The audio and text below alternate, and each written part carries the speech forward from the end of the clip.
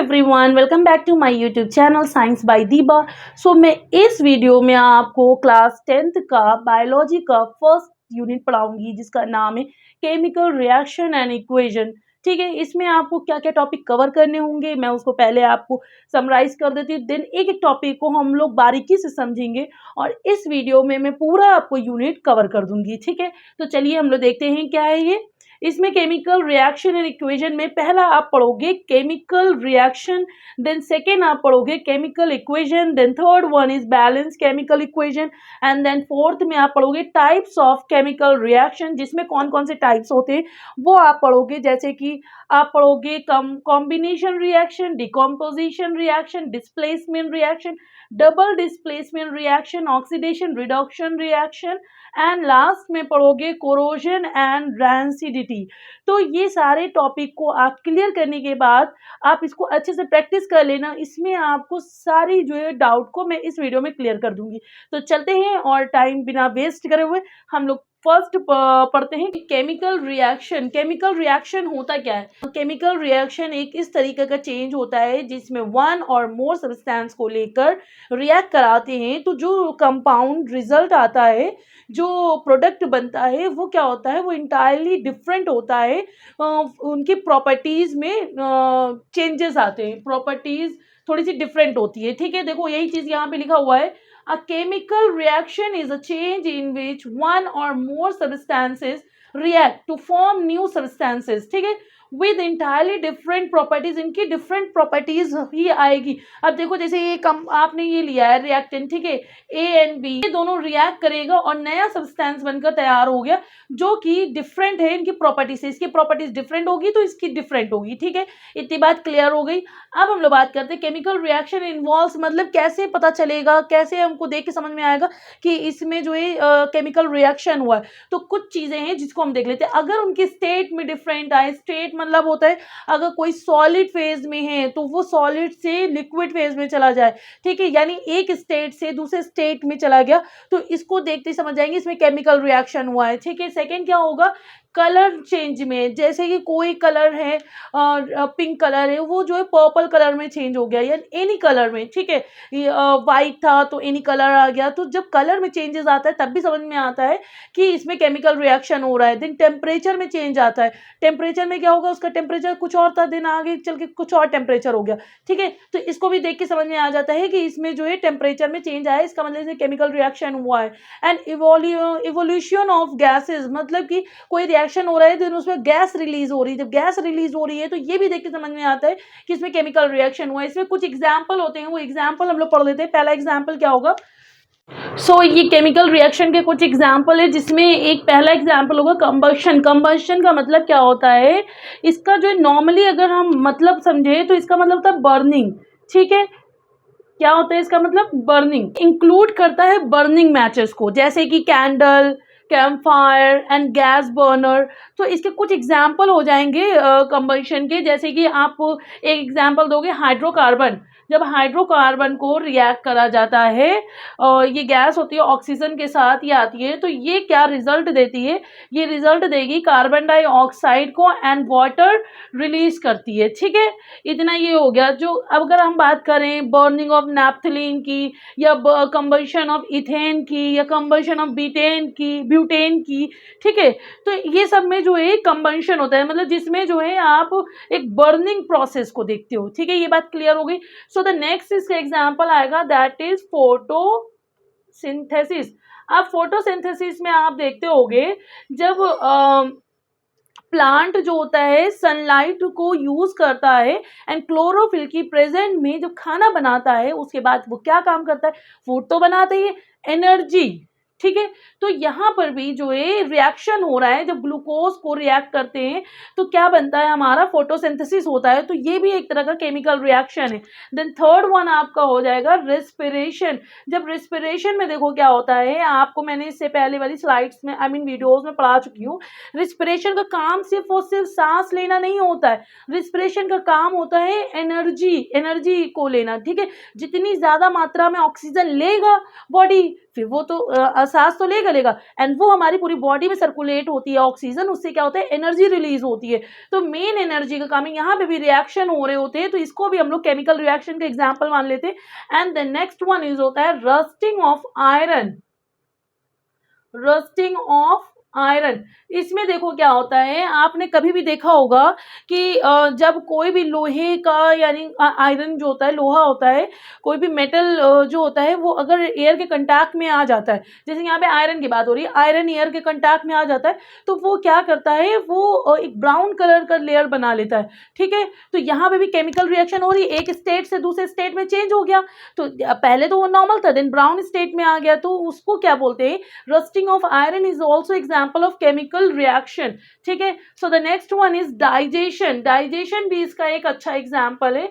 इसमें भी क्या होता है, बॉडी फूड लेती है, देन फूड को ब्रेक डाउन करती है एंड देन उसमें जो है एनर्जी जो रिलीज होती है वो पूरी बॉडी में दी जाती है, यानी किस स्टेट में खाना जा रहा था और किस स्टेट में एनर्जी प्रोवाइड हो रही है, दैट इज टोटली डिफरेंट। ठीक है, उनकी प्रॉपर्टी टोटली डिफरेंट हो गई है, तो it is also the example of chemical reaction. So the next one is cooking.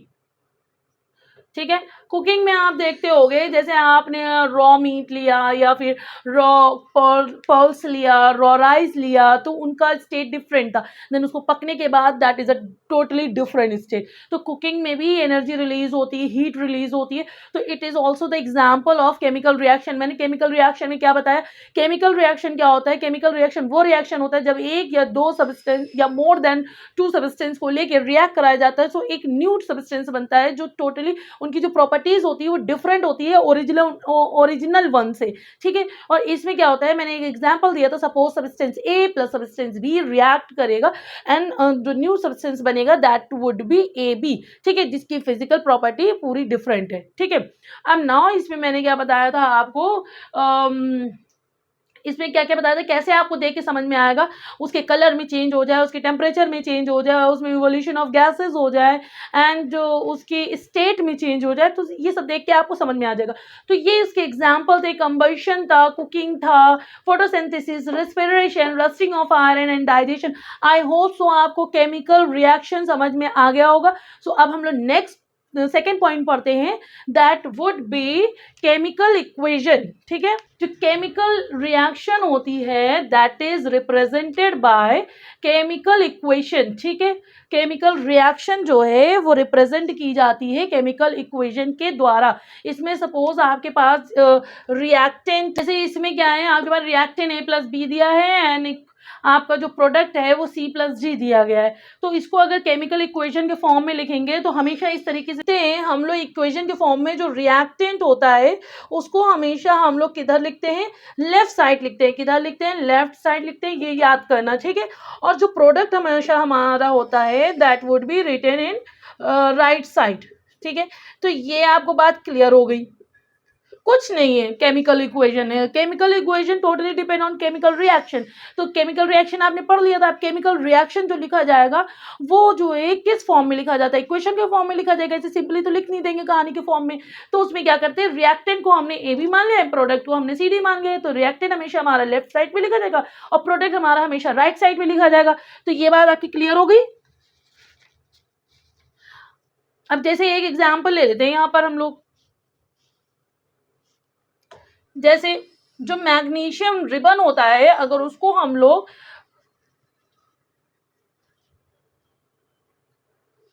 जैसे हमारे पास मैग्नीशियम रिबन है, ठीक है, इक्वेशन में सपोज हमारे पास मैग्नीशियम का एक रिबन है, उसको हम लोग जलाएंगे इन किसकी प्रेजेंस में, ऑक्सीजन की प्रेजेंस में, तो वो क्या बनके तैयार हो जाएगा, वो मैग्नीशियम ऑक्साइड बनकर तैयार हो जाएगा।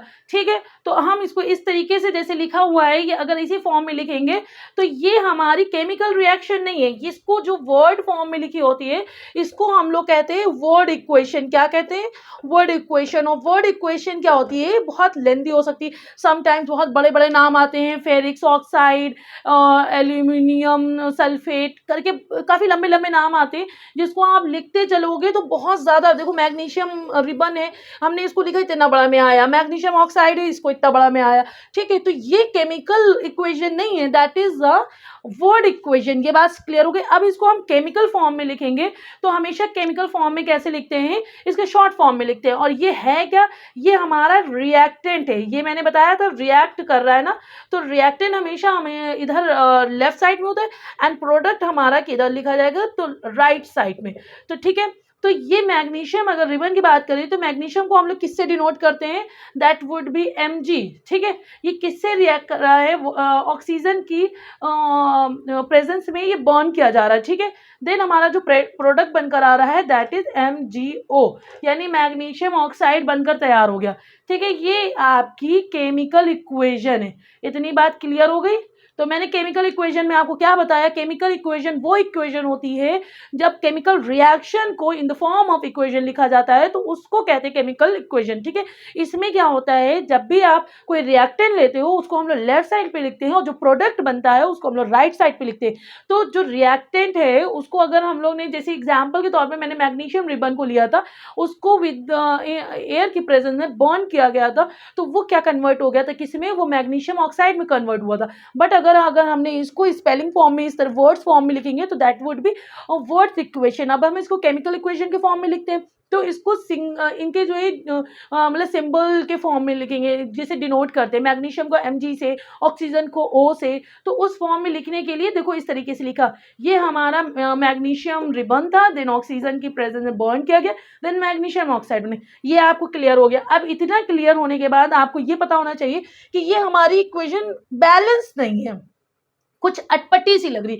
अब सीधा सीधा सा है, आपने जो है इसमें मैग्नीशियम आपका 1, इसमें ऑक्सीजन आपका 2 है, इसमें ऑक्सीजन 1 है, तो ये बैलेंस करने के लिए, तो हम लोग ने ये अभी सेकंड पॉइंट पढ़ा है ना, तो अब हम लोग थर्ड पॉइंट पढ़ेंगे, दैट इज बैलेंस इक्वेशन। ठीक, बैलेंस इक्वेशन को पढ़ने के लिए हम लोग एग्जाम्पल के तौर पे ले लेते हैं, उससे इजीली आप समझ जाओगे।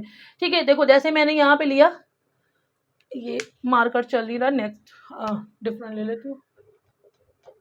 जैसे ये मैग्नीशियम लिखा था, ये ऑक्सीजन लिखा था, ठीक है, देन आपका MgO, ये आपका ये एग्जाम्पल है। अब इसको सॉल्व करने के लिए हम लोग क्या करेंगे, इसे बॉक्सेस बना लेते हैं।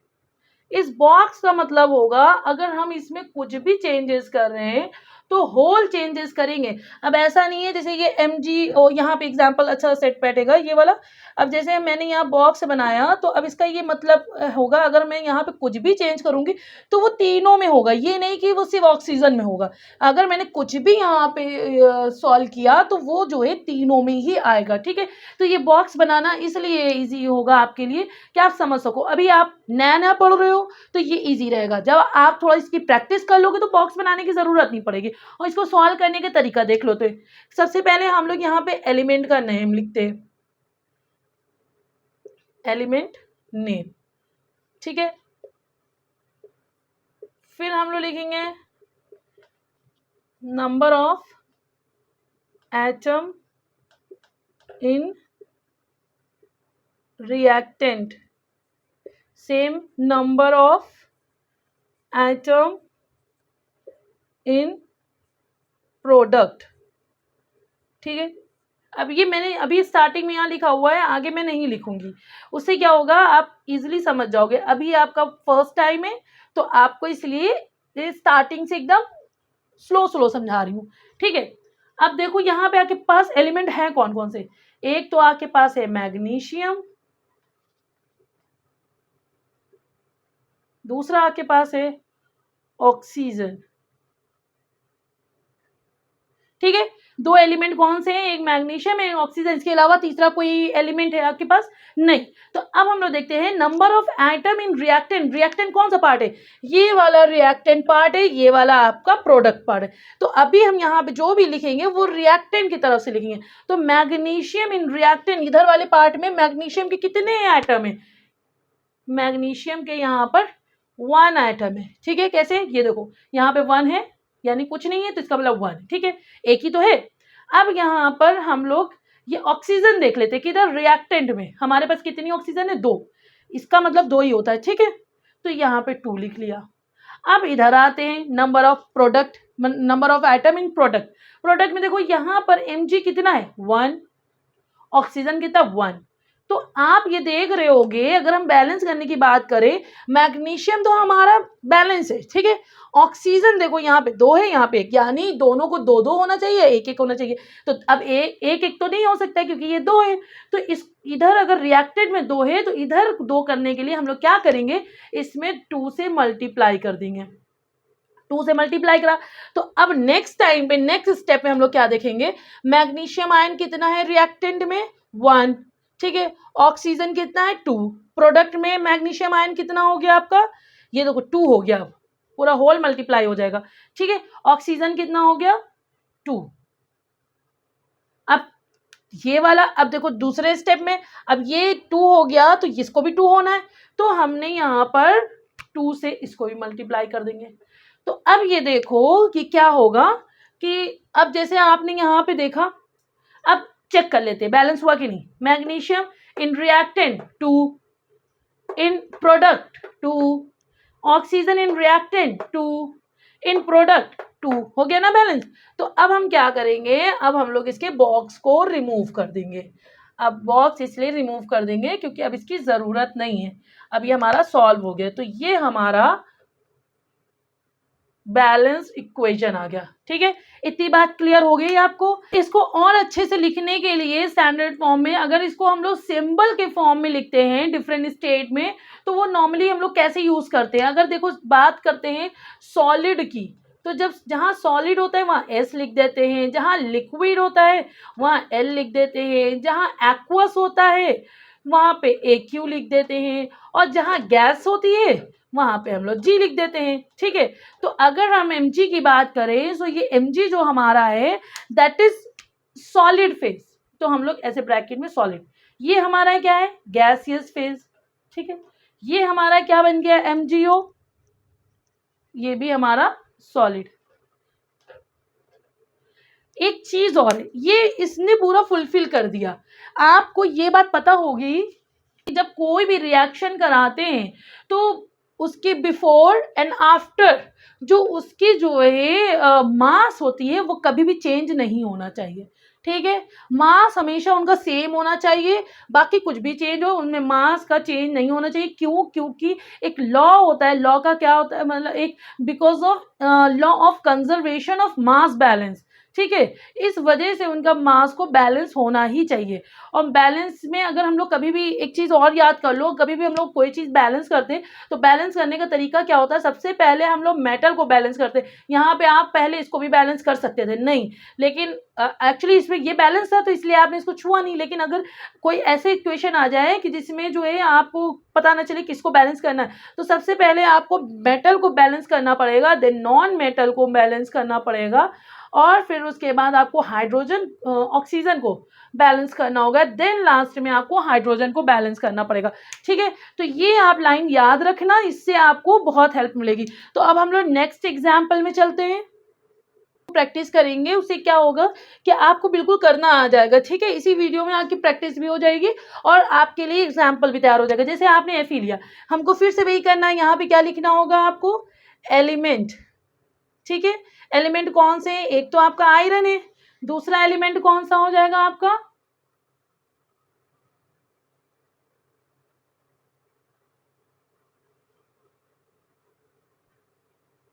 हाइड्रोजन, ठीक है। एंड तीसरा आपका कौन सा हो जाएगा, ऑक्सीजन।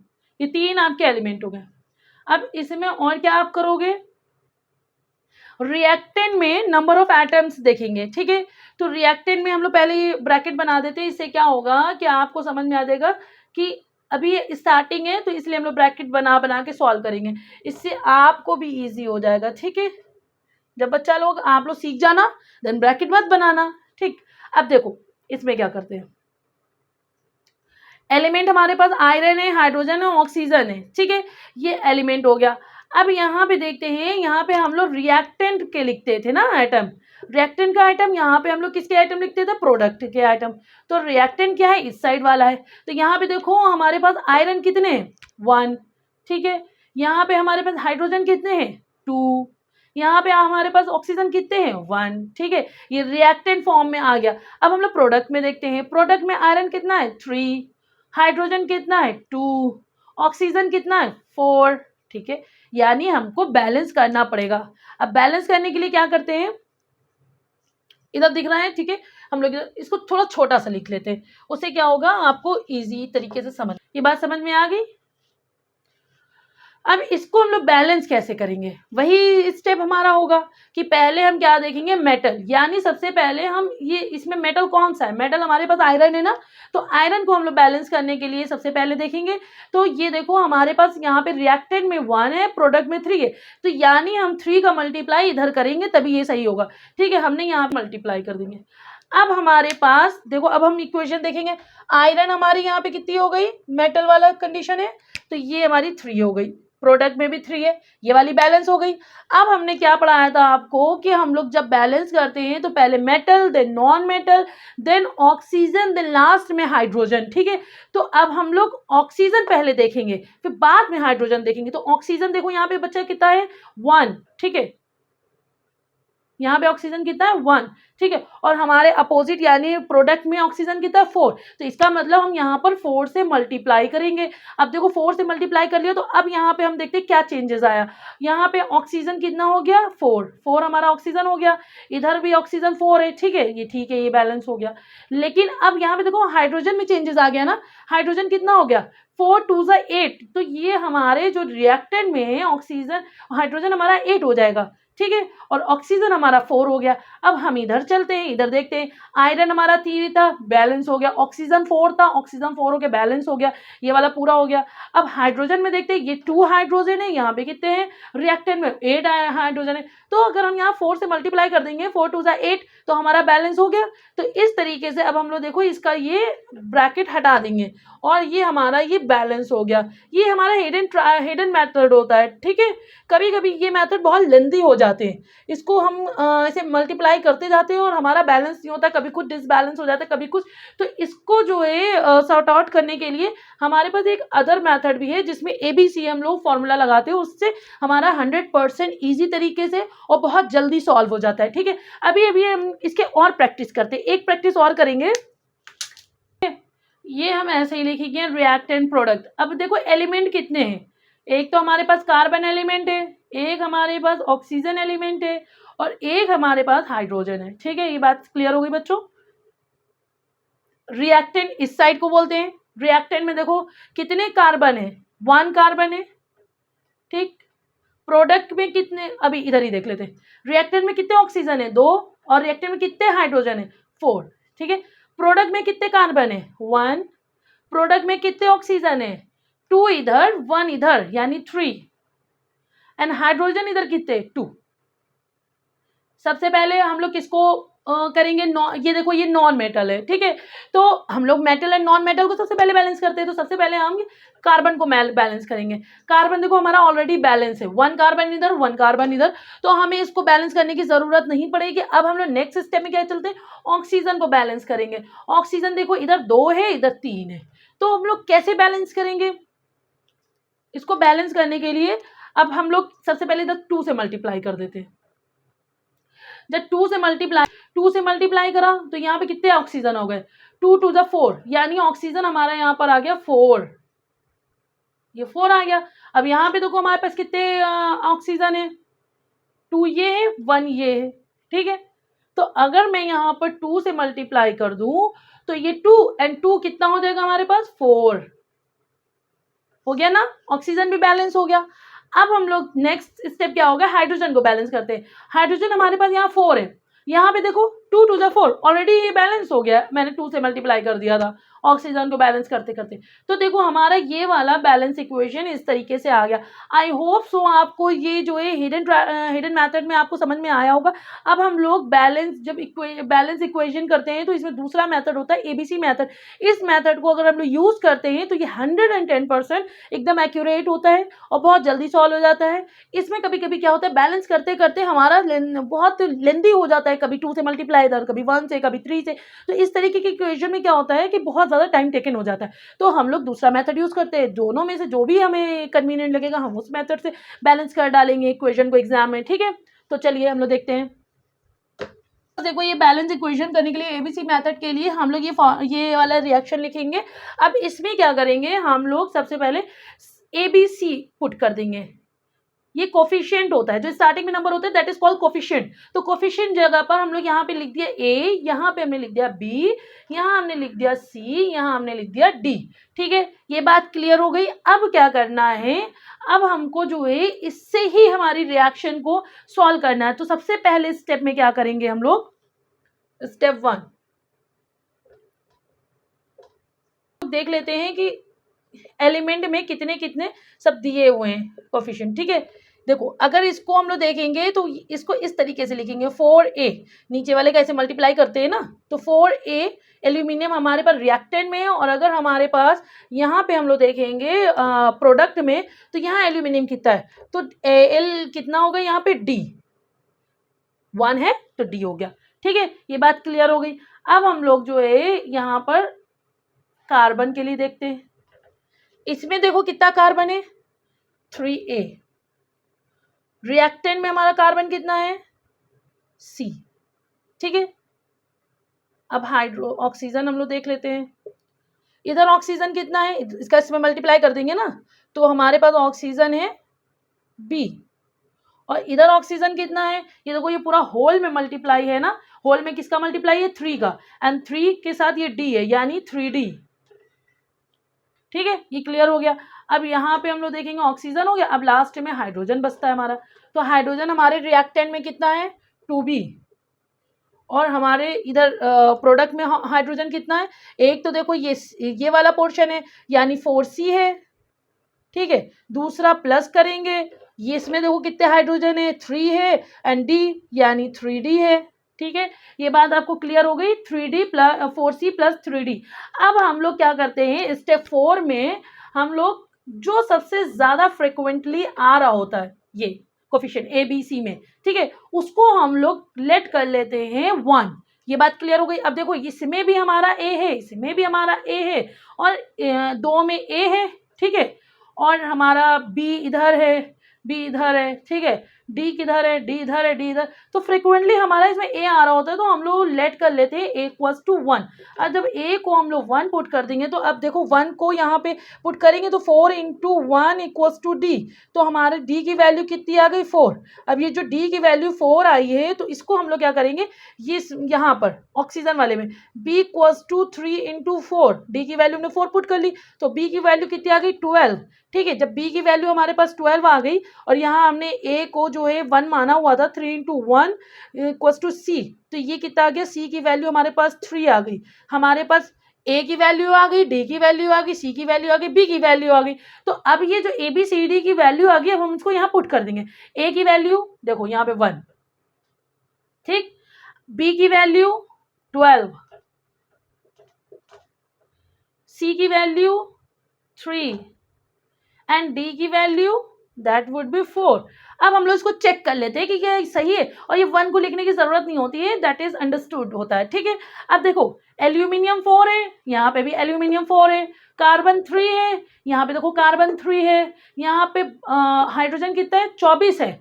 तो देखो यहाँ पे कितना है, 3 और 4, 3 4 ज़ा 12, एंड 12 ये हो गया, एंड 12 इसमें हो गया, एंड 12 इसमें हो गया। ठीक है, प्लस 24 आ गया आपका। देन उसके बाद हमारा देखो ये पूरा बैलेंस हो गया। क्लियर हो गया, ये वाला स्टेप आपको समझ में आया, आई होप सो आपको समझ में आया होगा। लेकिन मैं इसको क्या करूंगी, मैं दोबारा से एक दूसरा फॉर्मूला आपके लिए रिएक्शन लेकर आ रही हूँ उसको लिखने के लिए, ताकि आपको एकदम क्लियर हो जाए। कभी कभी क्या होता है, कुछ रिएक्शन में अभी आपका सिंपल आया था, कभी कभी फ्रैक्शनल फॉर्म में आ जाता है, तब आप क्या करोगे, तो उसके लिए भी मुझे आपको तैयार होना पड़ेगा ना। तो चलिए हम लोग उसको लगाते हैं। उसको लगाने के लिए क्या लिखेंगे, हमारे पास इम्बैलेंस इक्वेशन में दूसरा जो है हमारे पास रिएक्शन है, इक्वेशन है, उसको कैसे सॉल्व करेंगे, ABCD मेथड से। सबसे पहले हम लोग क्या करेंगे, ABCD ये पुट कर देंगे। इसको पुट करने के बाद क्या करेंगे हम लोग, अब यहाँ पे स्टेप 1 हमारा क्या था, स्टेप 1 हमारा था कि सबसे पहले हम लोग इसमें वैल्यू निकालते हैं। अब n में हम लोग a देखेंगे कितना है, तो a देखो हमारे में यहाँ पर n कितना है, a है। हमारे पास प्रोडक्ट में n कितना है, c है। ठीक है, ये आ गया। फिर उसके बाद हम लोग नेक्स्ट में देखेंगे ऑक्सीजन। ठीक है, तो ऑक्सीजन देखो रिएक्टेंट में ऑक्सीजन कितना है, 2b है। ठीक है, इधर देखो ऑक्सीजन कितना है, इधर है c, इक्वल्स टू सी, ठीक है, और इधर भी ऑक्सीजन है तो हमारा प्लस डी, ये हो गया। अब हम लोग निकालेंगे हाइड्रोजन में। हाइड्रोजन देखो इधर कितना है 3a है, और इधर हाइड्रोजन देखो कितना है, इधर देखो ये 2d है, ठीक है, ये बात क्लियर हो गई। अब हम लोग स्टेप 2 में क्या करेंगे, स्टेप 2 में हम लोग करते हैं कि किसी एक कोफिशिएंट को हम लोग लेट कर लेते हैं 1, तो 1 किसको करेंगे, हम लोग ने a को यहाँ पर 1 अज्यूम कर लिया, तो यहाँ पे c की वैल्यू क्या आ गई हमारे पास 1 आ गई, ठीक है। अब जब c की वैल्यू 1 आ गई, a की वैल्यू 1 है, तो हम लोग कहाँ पे इसको वैल्यू पुट करेंगे, जैसे कि एक 2b है, c की वैल्यू 1 है प्लस d, यहाँ पे d अभी है नहीं हमारे पास, b है नहीं, चलो इसको सॉल्व करते हैं। यहाँ पे a की वैल्यू 1 है, d की वैल्यू हमें निकालनी है, ठीक है, तो ये 3 इक्वल्स टू 2d हो गया। सो d निकालेंगे तो 3/2 ये हमारा आ गया। आप इसे डरना मत, फ्रैक्शन में आ रहा है डजेंट मैटर, आपको सॉल्व करना, जो स्टेप कर रहे हो वो आपका स्टेप सही जा रहा है, ठीक है। 3/2 आ गया ये। अब यहाँ पे निकालने के लिए 2b इक्वल्स टू 1 प्लस 3/2, ठीक है। अब इसको हम लोग निकालेंगे 2b equals to 2 plus 3/2, then 5/2, then 2b equals to 5/2, then क्या आ जाएगा b इक्वल्स टू 5, देन क्या आ जाएगा इसके बाद b इक्वल्स टू 5/4। सो हमारी b की वैल्यू कितनी आ गई 5/4। तो अब जो वैल्यू आई है वो हम पुट करेंगे। a की वैल्यू कितनी 1 लिखेंगे नहीं, फिर b की वैल्यू देखो कहाँ पर आई है, ये 5/4, तो हमने यहाँ पे लिख देना है 5/4, ठीक है, ऐसे करके लिख दो, इजी रहेगा। फिर हमारे पास c की वैल्यू देखो कितनी आई है, c कहाँ है, ये 1, तो 1 लिखेंगे नहीं, ऐसे ही रह देंगे। d की वैल्यू देखो हमारी कितनी आई है 3/2, ठीक है, ये बात क्लियर हो गई। लेकिन आपने हमेशा देखा होगा कभी भी कोई भी रिएक्शन जब बैलेंस होता है तो जिस तरीके से ये आया हुआ है ऐसे कभी नहीं लिखा जाता। अब इसको जो है हम लोग सिंपलीफाई में, मतलब सिंपल तरीके से इसको सॉल्व करते हैं। इसको सॉल्व करने का तरीका क्या होगा कि इसमें जो भी ये नीचे आपके दिए होंगे नंबर, इसको क्या करना है, इसको जो है ऊपर पूरी रिएक्शन से मल्टीप्लाई कर देना। लेकिन अब आप कहोगे कि यहाँ 4 है यहाँ 2 है तो किसका मल्टीप्लाई करेंगे मैम, तो इसका भी सॉल्यूशन है। जब आपके पास ऐसे कोई दो नंबर अलग अलग आते हैं तो उनका एलसीएम ले लेना, और जो एलसीएम आएगा उसका मल्टीप्लाई कर देना पूरी रिएक्शन पे। अब जैसे मैंने यहाँ पे लिया तो इसका एलसीएम 4 आएगा, ठीक है, 2 और 4 का अगर लोगे तो 4 ही आएगा। तो मैंने यहाँ पे इसको 4 से मल्टीप्लाई करा, इसको भी 4 से मल्टीप्लाई करा, ठीक है, एंड इसको भी 4 से मल्टीप्लाई करा, और इसको भी 4 से मल्टीप्लाई करा। अब देखो जो नई रिएक्शन आपकी आएगी NH3 प्लस 4 से 4 कट गया 5O2, BO2 B नहीं रहेगा, 5O2, ठीक है, देन 4NO, देन 2 से ये कटा तो 2 आया, एंड 3 2 ज़ा 6, 6H2O। ये हमारी न्यू इक्वेशन आ गई। अब हम उसको चेक कर लेते हैं कि क्या ये बैलेंस है या नहीं है। अब देखो 4N है, 4N है, वेरी गुड, 12H है, 12H है, वेरी गुड, ठीक है, ये बैलेंस हो गया। 10O है, 4 यहाँ पर है, यहाँ पे 6, तो 6 + 4 कितना हो जाता है 10, ठीक है, आपका ये पूरा बैलेंस हो गया। तो इस तरीके से आपने ABCD मेथड से किया, बट थोड़ा सा जो है ये आपको प्रैक्टिस की ज़रूरत है। जब आप प्रैक्टिस करोगे ना तो आपको ईजी हो जाएगा। अब हम लोग नेक्स्ट इसमें और प्रैक्टिस कर लेते हैं। थोड़ी वीडियो लेंदी ज़रूर हो रही है, बट आई होप सो आपको मज़ा आ रहा होगा। जब मैं कुछ भी बोर्ड पे लिखा रही हूँ तो आप उस पर देख के मत लिखो, आप क्या करो, आप अपने से जो है सॉल्व करने की कोशिश करो, ठीक है। जब आप अपने से सॉल्व करोगे तो आपको अच्छा लगेगा। मैंने एक समझा दिया, एक आपने देख लिया, फिर देख लेना कहाँ पे गलत हो रहा था, ऊपर नीचे हो रहा था। इसकी जितनी प्रैक्टिस करोगे उतना अच्छा रहेगा। तो चलिए अब हम लोग नेक्स्ट इक्वेशन को इसमें बैलेंस करेंगे ABCD के मेथड से। देखिए इसमें क्या करेंगे, इसमें भी सेम होगा। स्टेप 1 में क्या करेंगे, सबसे पहले ABCD हमने लिख लिया। इसमें देखो कार्बन में कितने आपके कार्बन है 4A, ठीक है, और इधर कितने हैं कार्बन C, ठीक है। अब हम लोग हाइड्रोजन देख लेते हैं। इधर हाइड्रोजन कितना है आपका 10A, और इधर कितना हाइड्रोजन है आपका 2D, ठीक है। अब हम लोग देख लेते ऑक्सीजन। इधर ऑक्सीजन कितना है 2B, इधर ऑक्सीजन आपका कितना है 2C प्लस D, इधर भी तो है ऑक्सीजन। तो ये बात क्लियर हो गई। हमने वही स्टेप करना है, 4 इंटू 1, ए को हमने 1 अज्यूम कर लिया, देन सी इक्वल्स टू 4 आ गया। ठीक है,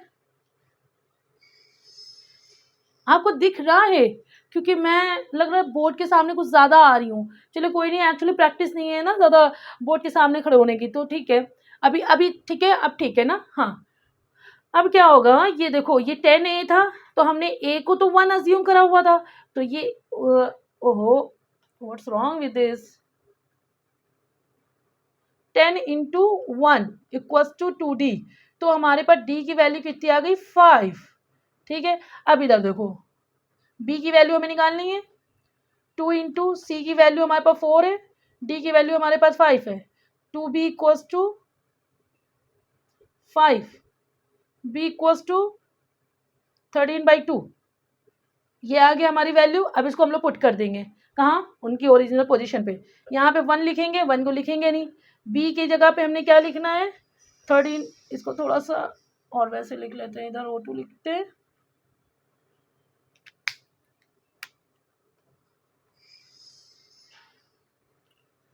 13/2। ठीक है, सी की वैल्यू हमारे पास कितनी आई है, 4, डी की वैल्यू हमारे पास कितनी आई है, 5। अब देखो इसमें भी क्या होगा, ये वाला मैं स्टेप डिलीट कह रहे, इसको ड्रॉप कर देती हूँ। ठीक है, अब देखो ये भी वैसे ही आ गया फ्रैक्शन फॉर्म में, अब ऐसा तो आना नहीं था, तो अब हम लोग वही ये स्टेप फॉलो करेंगे। अब देखो 2 से सब जगह डिवाइड कर देंगे, तो ये आ जाएगा 2CH4H10, यहाँ पे अगर 2 से मल्टीप्लाई करा तो 2 कट गया, तो क्या आ जाएगा 13O2 प्लस यहाँ पे 2 से मल्टीप्लाई करा तो 8CO2, यहाँ पर 2 से मल्टीप्लाई करा 10H2O। अब हम लोग इसको चेक कर लेते हैं कि इज इट राइट और रॉन्ग। तो देखो क्या है, कार्बन कितने हैं, 8, इधर कार्बन कितने हैं, 8, हाइड्रोजन कितने हैं, 20, इधर हाइड्रोजन कितने हैं, 20, ऑक्सीजन कितना है, 26, और इधर ऑक्सीजन कितना है, 10, और 8 to the 16, तो 10 + 16 26, इसका मतलब ये सही है। ठीक है, आई होप सो आपको बैलेंस इक्वेशन समझ में आई होगी। ठीक है, अगर आपको कोई भी डाउट होता है रिगार्डिंग दिस स्टेप और एनी अदर स्टेप, तो प्लीज़ आप कमेंट में लिखना, मैं उसको ज़रूर सॉल्व करने की कोशिश करूँगी। ठीक है, सो अब नेक्स्ट टॉपिक आपका होगा टाइप्स ऑफ केमिकल रिएक्शन। अब देखो टाइप्स ऑफ केमिकल रिएक्शन में आपके मैंने कई टाइप पढ़ानी है, जैसे जिसमें एक पढ़ाना आपको कॉम्बिनेशन रिएक्शन, एक पढ़ाना है डिकम्पोजिशन रिएक्शन। तो सबसे पहले हम लोग कॉम्बिनेशन रिएक्शन में देखते हैं। कॉम्बिनेशन नाम में ही समझ में आ रहा, कंबाइन होना, जब एक या दो सब्सटेंस जो होते हैं उनको आपस में रिएक्ट कराया जाता है तो उनसे जो प्रोडक्ट मिलता है वो एक प्रोडक्ट मिलता है, that is called combination reaction. तो ये ज़्यादातर इस रिएक्शन की प्रॉपर्टीज क्या होती है, ये एक्सोथर्मिक होती है। एक्सोथर्मिक का मतलब क्या होता है, जो हीट को निकालती है। ठीक है, एक्सोथर्मिक। ठीक, अब देखो इसके एग्जाम्पल क्या है, जैसे आपने कार्बन लिया, ठीक है, ये सॉलिड फॉर्म में, ऑक्सीजन गैसेस फॉर्म में, एंड इससे देखो दोनों को कंबाइन किया तो एक प्रोडक्ट बना, दैट इज CO2। ठीक है, अगर ये कैल्शियम ऑक्साइड अब देखो सेकेंड एग्जाम्पल में क्या है, CaO, ये का सॉलिड फेज में होता है, देन वाटर के साथ रिएक्ट करते कंबाइंड होता है, देन आपको प्रोडक्ट मिलता है, दैट इज CaOH का whole twice and aqueous form में होता है, और एनर्जी आपकी हीट रिलीज होती है। ठीक है, ये भी एक प्रॉपर्टी होती है एक्सोथर्मिक की। और नेक्स्ट है जैसे ग्लूकोज है, ग्लूकोज क्या होता है, ये एक्वस फॉर्म में होता है, और ये जो है ऑक्सीजन के साथ जो जब ये रिएक्ट करता है तो एक ही प्रोडक्ट हमारा मिलता है, दैट इज CO2। ठीक है, और इसमें एनर्जी रिलीज होती है। ठीक है, ये देखो एक प्रोडक्ट, ये इस तरीके का कॉम्बिनेशन रिएक्शन है। इसके नोट्स मैंने PDF में अटैच कर दिए हैं। ठीक है, हैंड रिटन नोट है, इस बार PPT फॉर्म में नहीं है, तो मैंने मतलब हाथों से लिखा हुआ है तो वो अपलोडेड है, लेकिन हाँ पूरे नोट्स हैं, आप बस समझते जाओ। ठीक है, सो अब नेक्स्ट आपको पढ़ाऊंगी मैं, अभी आपको मैंने पढ़ाया। अब देखो ये सेकेंड आपका जो रिएक्शन है, दैट इज डिकम्पोजिशन रिएक्शन। ये रिएक्शन क्या होता है, आपके कॉम्बिनेशन रिएक्शन का बिल्कुल उल्टा होता है। उसमें क्या हो रहा था, हीट रिलीज हो रही थी, एनर्जी रिलीज हो रही थी। उसमें दो जो रिएक्टेंट को मतलब सब्सटेंस को रिएक्ट कराया जाता है, देन उस करके वो जो है सिंगल प्रोडक्ट बनाते हैं। ठीक है, 2 रिएक्टेंट से 1 प्रोडक्ट फॉर्म होता है। ठीक है, उसमें हीट रिलीज हो रही थी, वो एंडोथर्मिक रिएक्शन थी। अब ये इसको अपोजिट है डिकम्पोजिशन। तो इसमें क्या होगा, होगा जब जो है एक सिंगल जो है सब्सटेंस को जो है हीट देकर, ठीक है, इसमें हीट दी जाती है तो वो क्या होता है, ब्रेक डाउन हो जाता है 1 एंड 2 सब्सटेंस में, ठीक है। इतनी बात क्लियर हो गई। तो एग्जांपल आप देख लो, जैसे ये वाला एग्जांपल आपका FeSO4 है, इसको हीट दी गई तो Fe2SO3 में बन गया एंड देन SO2 गैस में एंड SO3 गैस में रिलीज हुआ। देन इसी तरह से CaCO3 गैस में था, हीट दी गई, CaO सॉलिड में बना एंड कार्बन डाइऑक्साइड गैस होती है उसके फॉर्म में रिलीज हुआ। एंडोथर्मिक रिएक्शन चल रहा है इसमें भी, ठीक है। अब देखो Ag2AgCl सॉलिड फॉर्म में जब सनलाइट के साथ ये रिएक्ट होता है तो क्या करता है 2Ag प्लस Cl2 गैस में फॉर्म में निकल जाता है। अब जब वाटर होता है, वाटर में जब इलेक्ट्रिसिटी दी जाती है तो मतलब क्या होता है, इसका जो वाटर है वो डिकम्पोज होता है बाय इलेक्ट्रिसिटी और ये फॉर्म क्या करता है, एक आपका हाइड्रोजन फॉर्म करेगा गैस फॉर्म में एंड ऑक्सीजन गैसेस फॉर्म में ये निकाल देता है, ठीक है। आपको समझ में आ गया डिकम्पोजिशन रिएक्शन। अब हम लोग क्या पढ़ेंगे नेक्स्ट में, डिस्प्लेसमेंट रिएक्शन। लेकिन हाँ, डिस्प्लेसमेंट रिएक्शन से पहले आपको कुछ चीजें याद करनी पड़ेंगी जिसको हम लोग कहते हैं रिएक्टिविटी सीरीज। क्या होता है रिएक्टिविटी सीरीज, आप इसको याद कर लेना। मैंने क्या बताया आपको, सबसे पहले रिएक्टिविटी सीरीज याद होनी चाहिए। देखो ये आपकी रिएक्टिविटी सीरीज है, इसको आप लोग याद कर लेना, ये बहुत इंपॉर्टेंट है क्योंकि इसको याद किए बिना आप रिएक्शन सॉल्व नहीं कर पाओगे, ठीक है। तो देखो इसमें क्या है, पोटेशियम की रिएक्टिविटी सबसे ज्यादा होती है और सबसे कम होती है रिएक्टिविटी किसकी होती है, दैट इज गोल्ड की। तो ये पूरी सीरीज बनी हुई है, इसको आप याद कर लेना, ठीक है। तो अब हम लोग नेक्स्ट पॉइंट क्या पढ़ना था, डिस्प्लेसमेंट रिएक्शन। डिस्प्लेसमेंट का मतलब ही समझ में आ रहा है, डिस्प्लेस करना यानी किसी को रिप्लेस कर देना। तो इसमें क्या होता है कि कोई एक रिएक्टेंट है वो क्या करता है, वो अकॉर्डिंग टू रिएक्टिविटी सीरीज के हिसाब से दूसरे एलिमेंट को रिप्लेस कर देता है, ठीक है। जिसकी रिएक्टिविटी ज्यादा होगी वो छोटे वाले को रिप्लेस कर देगा, सिंपल सी बात है। इस जमाना ही ऐसा है, जो तेज है वो आगे है, जो जो भोंदू है बेचारा पीछे। और इस जमाने में यही हो रहा है कि जो पावरफुल लोग हैं वो जो है कम पावरफुल लोगों को दबा देते हैं, ठीक है। तो अब देखो क्या है, डिस्प्लेसमेंट रिएक्शन में एक जो एलिमेंट होगा दूसरे एलिमेंट को रिप्लेस करेगा but according to reactivity series. अब देखो ये Fe आयरन यहाँ दिया है सॉलिड फेज में, एक्वस फेज में क्या है CuSO4 है। अब ये आयरन जो है देखो यहाँ पे इसकी रिएक्टिविटी ज्यादा है, ठीक है, और ये आयरन की ज्यादा है एंड कॉपर देखो इससे नीचे। तो ये क्या करेगा, इसको रिप्लेस कर देगा। ये क्या करेगा, ऐसे इसको रिप्लेस करा और ये FeSO4 आ जाएगा, COS, तो ये सॉलिड बन जाएगा। इसी तरह ये जिंक को देखो ये भी रिप्लेस कर देगा, इस तरीके से बन जाएगा। और ये लेड भी देखो इसको रिप्लेस कर देगा, देन PbCl2 एक्वस फॉर्म में एंड COCS, इस तरीके से बन जाएगा। तो ये बात आपको समझ में आ गई। अब इसके बाद जो आप पढ़ते हो that would B double displacement. अब देखो हम लोग पढ़ते हैं डबल डिस्प्लेसमेंट रिएक्शन। डिस्प्लेसमेंट में क्या था, एक जो है एलिमेंट दूसरे एलिमेंट को रिप्लेस कर रहा था, इसमें क्या होगा, इसमें म्यूचुअल डिस्प्लेसमेंट होगा, ठीक है। यानी दो, एक का नहीं डिस्प्लेसमेंट होगा, दो एलिमेंट का आपके सब्सटेंसेस का डिस्प्लेसमेंट होगा। देखो जैसे सपोज हमारे पास एग्जाम्पल के तौर पर हमने ये लिया है, ये रिएक्टेंट है AB एंड CD। अब A डिस्प्लेस होगा C से, तो क्या हो जाएगा, इसके जगह पर ये AD आ जाएगा और ये जो होगा ये रिप्लेस होगा B से, ठीक है। तो यहां पर क्या आ जाएगा आपका,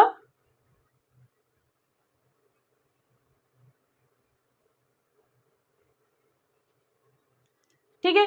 तो ये बात क्लियर हो गई। अब देखो यहाँ पे आपके पास ये एक इक्वेशन दिया हुआ है, इसमें देखो ये इससे रिप्लेस हो रहा है। और जब इससे रिप्लेस हो रहा है तो देखो BaSO4 सॉलिड में आ गया, तो जब ये इससे रिप्लेस हुआ है तो ये आ गया। तो अब ये Ba जो होगा वो किससे रिप्लेस होगा, वो इससे रिप्लेस हो जाएगा। तो यहाँ पे Na2NaCl एक्वस आ जाएगा। तो ये बात आपको क्लियर हुई, ये म्यूचुअल एक्सचेंज होता है। कौन सा एक्सचेंज है, दैट इज म्यूचुअल एक्सचेंज। अब आपका लास्ट टॉपिक इसमें चल रहा है, लास्ट ये रिएक्शन में टाइप्स ऑफ केमिकल रिएक्शन में आपका लास्ट आ रहा है, वो होगा ऑक्सीडेशन रिडक्शन रिएक्शन। इसमें क्या होता है, देखो अब हमारा पांचवा है that is oxidation reduction reaction या रिडॉक्स रिएक्शन। देखो रिडॉक्स में ही दोनों नाम है, रिडॉक्स का RE stand for reduction and इसका जो है OX जो है फॉर्म होता है ऑक्सीडेशन से। तो इसमें क्या होगा, जब देखो इसमें एक ऑक्सीडेशन रिएक्शन होगी, ठीक है। ऑक्सीडेशन में क्या होगा, जब किसी चीज मतलब किसी रिएक्शन में या किसी सब्सटेंस में हम लोग क्या करते हैं, ऑक्सीजन को ऐड कर देते हैं, ऑक्सीजन ऐड कर देंगे और हाइड्रोजन को रिमूव कर देंगे तब क्या होता है, ऑक्सीडेशन होता है। इसी का अपोजिट रिएक्शन रिडक्शन में क्या होगा, जब हमारा जो है हाइड्रोजन को ऐड कर देंगे एंड ऑक्सीजन को रिमूव कर देंगे तो हमारा रिडक्शन हो जाएगा। तो अब ये देखो, ये एग्जाम्पल यहाँ पर दिया गया है, इसमें देखो क्या होता है। अब ये Cu है, ठीक है, CuO ये बना, इसको अगर हम देखा जाए तो इसमें से हमारा ऑक्सीजन रिमूव हुआ है। तो देखो किसमें रिमूव हो रहा है, रिमूव का मतलब रिडक्शन, तो यहाँ पे इसका रिडक्शन हो रहा है, ठीक है। और अगर इसी जगह पर हम लोग ये हाइड्रोजन से देखेंगे, हाइड्रोजन से क्या बना था, H2O, तो यहाँ पे देखो हमारा ऑक्सीजन ऐड हो रहा था, यानी यहाँ पर इसका ऑक्सीडेशन हो रहा है। ये बात क्लियर हो गई, ठीक है। अब नेक्स्ट हमारे पास है 5th नंबर पर, दैट इज, अब हमारा नेक्स्ट टॉपिक है that is corrosion and rancidity. Corrosion क्या होता है, जब कोई मेटल हमारे एयर के कांटेक्ट में आते हैं या वाटर के कांटेक्ट में आते हैं, एटमॉस्फेयर में जो प्रेजेंट होती है ऑक्सीजन अटैक होता है मेटल पे, या मेटल जो हमारा कांटेक्ट में आता है किसके, वाटर के, एटमॉस्फेयर में प्रेजेंट वाटर हो गया, एयर हो गया, ह्यूमिडिटी हो गया, ठीक है। तो इसके कांटेक्ट में आने में क्या होता है, वो कोरैट्स हो जाता है, मतलब उसे जंग टाइप का लगने लगता है, ठीक है। वो अपनी ओरिजिनल पोजीशन से चेंज होकर रस्ट फॉर्म में नहीं आ जाता, आप लोग देखते होंगे ब्राउन ब्राउन रस्ट लग जाता है, तो इसी को हम लोग कहते हैं कोरोजन। तो इसको बचाने के लिए क्या कर सकते हैं हम लोग, उस पर एक ऑयल पेंटिंग वगैरह कर सकते हैं जिससे वो कंटैक्ट में नहीं आएगा डायरेक्ट, और जो है सेफ्टी रहेगी। ये क्या हो गया कोरोजन। रैंसिडिटी क्या होती है, रैंसिडिटी में जब कोई भी प्रोडक्ट जो होता है वो ऑयल या घी का बना होता है तो उसमें क्या होता है, वो अभी अगर वाटर के एयर में, एयर के कंटैक्ट में आ जाता है तो उसके चेंजेस आ जाते हैं बहुत ज़्यादा, उसके खाने में और उसकी ऊपर फिजिकल अपीयरेंस में भी चेंजेस आ जाता है, फिजिकल अपीयरेंस में भी चेंजेस आ जाता है। जैसे आप एग्जांपल लो, चिप्स का पैकेट आप लोग कभी देखते होंगे, अगर खोल के रख दो तो वो बहुत अजीब सा टेस्ट हो जाता है, सॉफ्ट हो जाता है, खाने लायक नहीं बचता है। तो इसको क्या करते हैं, इसीलिए जब चिप्स भरते हैं तो चिप्स के पैकेट में हमेशा नाइट्रोजन गैस भर देते हैं ताकि वो एयर के कंटैक्ट में ना आ पाए, वो नाइट्रोजन के कंटैक्ट में रहे और उसके टेस्ट वैसे ही बरकरार रहे, ठीक है। होप सो आपको जो है ये क्लास 10 का केमिकल रिएक्शन एंड इक्वेशन का पूरा चैप्टर समझ में आ गया होगा। अगर आपको फिर भी कोई डाउट है या कोई भी आपको इसे प्रॉब्लम आ रही होगी तो आप प्लीज़ मेरे कमेंट बॉक्स में कमेंट करिएगा, सो दैट मुझे पता चल सके कि क्या प्रॉब्लम आ रही है, मैं उसको और अच्छे से एक्सप्लेन करूँगी। तो नोट्स हमेशा की तरह मेरे PDF फॉर्म में मेरे डिस्क्रिप्शन में अवेलेबल है, आप जाके वहाँ से इसको डाउनलोड कर लेना। एंड वन मोर थिंग, अगर आप मेरे चैनल पे नए हो तो प्लीज़ मेरे चैनल को सब्सक्राइब करना, लाइक करना एंड शेयर करना, एंड प्लीज़ बेल आइकन को हिट करना मत भूलना, सो दैट जब भी मैं कोई अच्छी वीडियो डालूँ तो आप तक सबसे पहले पहुँच सके। Thank you so much for your support.